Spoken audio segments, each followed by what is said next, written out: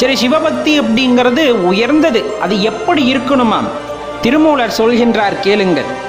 அறநடி சொல்லி அரற்றி அழுது பரநடி நாடியே பாவிப்ப நாளும் உரநடி செய்தங்கு ஒதுங்க வல்லார்க்கு நிறநடி செய்து நிறைந்து நின்றானே அப்படின்ட்டு பாடல் மூலம் விளக்கிறார்.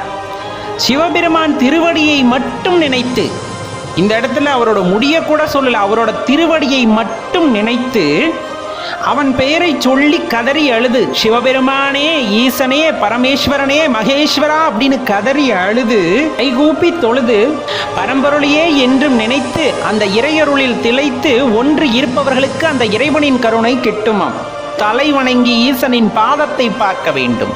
இரு கைகளை கூப்பி கண்கள் கசிந்து உள்ளுருகி நாம் இறைவனை மனதார பிரார்த்தனை செய்ய வேண்டும். அந்த உண்மையான பக்தி செலுத்தும் பொழுது இறைவனோடு இரண்டர கலந்திருப்போம். அப்போது நமது மனதில் வீற்றிருக்கின்ற ஈசன் வெளிப்படுவார்.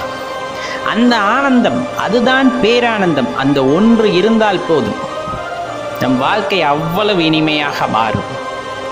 உண்மையான பக்திக்கு இலக்கணம், அவர்கள் பாதத்தை பார்க்கும் பொழுதே கண்களில் தண்ணீர் பெருகும். இறைவா, ஈசா, மகேஷா, சர்வேஸ்வரா, சங்கரா அப்படின்ட்டு அந்த அதீத இன்பமானது நமக்குள் ஏற்படுகின்ற ஆனந்தத்தை அது சிவபக்தர்கள் மட்டுமே உணர்ந்த ஆனந்தம் அப்படிங்கிறத நல்லா தெரிஞ்சுக்க.